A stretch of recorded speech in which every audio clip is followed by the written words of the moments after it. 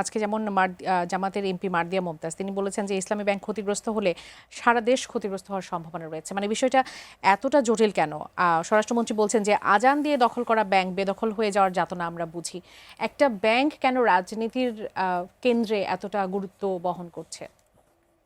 Bank রাজনীতির কেন্দ্রে না, টাকার নিয়ন্ত্রণ, ক্ষমতার নিয়ন্ত্রণ, এলাকার নিয়ন্ত্রণ, এগুলি হচ্ছে আসল কথা। আপনি যদি ইসলামী ব্যাংকের ইতিহাস দেখেন তাহলে দেখবেন মূলত জামাত সমর্থক বিনিয়োগকারীরা ইসলামী ব্যাংক তৈরি করেছিল, এটা সবাই জানতো, এবং সেখানে বিদেশি বিনিয়োগও ছিল। এবং খুব মজার ব্যাপার হচ্ছে নামে ইসলামী ব্যাংক, কিন্তু এটার যে প্রাথমিক বিনিয়োগকারী সেখানে বিদেশি বিনিয়োগকারীদের মধ্যে জেপি মর্গ্যান চেজ ছিল। জেপি মর্গ্যান চেজ কিন্তু আমেরিকান কোম্পানি, তারা ইনভেস্টমেন্ট ব্যাংকিং করে এবং তারা এটার মালিকানায় ছিল। বিদেশি অনেকগুলি রাষ্ট্র এটার মালিকানায় ছিল, বাহরাইন, তারপরে কুয়েত, সৌদি আরব, এরকম জায়গা থেকে ইনভেস্টররা এখানে ছিলেন।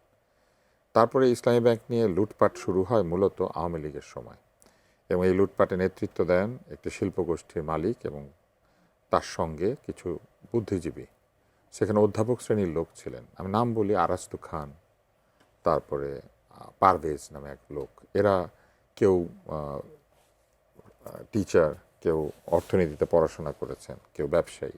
এরা সবাই মিলে ইসলামী ব্যাংকের লুটপাটে তারা অংশ নেন এবং একটা ক্যামোফ্লেজের মধ্যে দিয়ে ইসলামী ব্যাংকের এই লুটপাটটা শুরু হয়।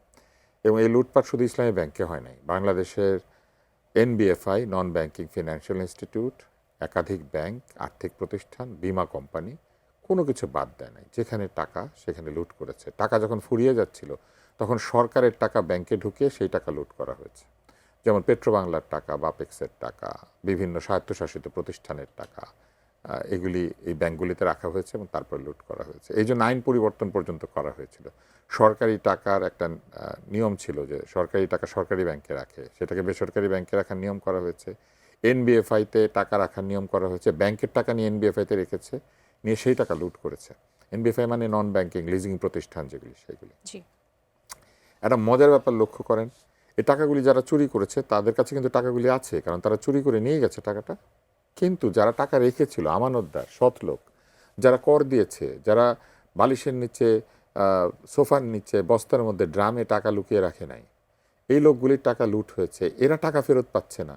যারা চোর তাদের কাছে কিন্তু টাকাগুলি আছে, তারাও আছে, এবং চোরেরা ঘুরে বেড়াচ্ছে, বিদেশে আছে, দেশে আছে, বিভিন্ন জায়গায় আছে। এই যে একটা গ্রুপের নাম বলা হলো, এরকম আরও যারা ঋণ নিয়েছেন এরকম লোকের আছে। ভুয়া ঋণ ইস্যু করা হয়েছে, ভুয়া দারোয়ান, ড্রাইভার, চটপটির দোকান, কিচ্ছু বাদ নাই। কোটি কোটি টাকা, শত শত কোটি টাকা ঋণ ইস্যু করা হয়েছে। এমনকি আওয়ামী লীগ সরকার লাস্ট যে ইলেকশনটা করলো, যেটা ওই যে আমি আর ডামির নির্বাচন, তারও কিছুদিন আগে 900 কোটি টাকা এক মাসের মধ্যে ঋণ ইস্যু করা হয়েছিল, একটা পত্রিকাতে খবর হয়েছিল সেটা। এরকম অনেক কিছু আছে।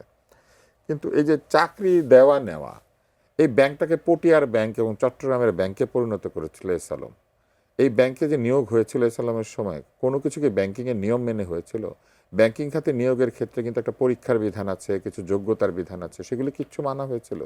মানা হয়নি। আবার এখনও যে এই ব্যাংকটা দখল করা হলো, পুনঃ দখল যখন করা হলো, আবার যে 6,000 না কয় হাজার লোককে নিয়োগ দেওয়া হলো, তারাও কি সঠিক পদ্ধতিতে নিয়োগ পেয়ে এসেছে? এই যে নিয়োগ দিয়ে লোকজনকে ওইখানে চাকরি দিয়ে এটাকে চাকরিদানের প্রতিষ্ঠানে পরিণত করা, এলাকার লোক, এটা সম্ভবত নির্বাচন কেন্দ্রিক ছিল। কোনোটা নির্বাচন কেন্দ্রিক ছিল, কোনোটা লুট কেন্দ্রিক ছিল। যে কোনো কেন্দ্রেই হোক, আপনি একটা রেশিও নেবেন যে পটিয়ার কত লোক, চট্টগ্রামের কত লোক ইসলামী ব্যাংকে চাকরি করে, এস আলম সংক্রান্ত লোকেরা কতজন এখানে চাকরি পেয়েছে নতুন করে, এই জিনিসগুলো বিবেচনায় নিতে হবে। ফলে একটা ব্যাংক না, শুধু একাধিক ব্যাংক। এই যে মারদিয়া বলেছেন না যে ইসলামী ব্যাংকের কিছু হলে পুরো বাংলাদেশ, কেন অন্য ব্যাংকে ক্ষতিগ্রস্ত হলে, অন্য জায়গা থেকে টাকা লুট হলে বাংলাদেশের ক্ষতি হয় না? ওখানে যারা টাকা রাখে তারা বাংলাদেশের নাগরিক না, শুধু এই ব্যাংকের মধ্যে বাংলাদেশের লোক টাকা রাখে। ব্যাপারটা কিন্তু দেখেন, এই রাজনীতিকীকরণ, একটা ব্যবসাকে এইভাবে রাজনীতিকরণ করা, যে ব্যবসাটা জনগণের আমানত,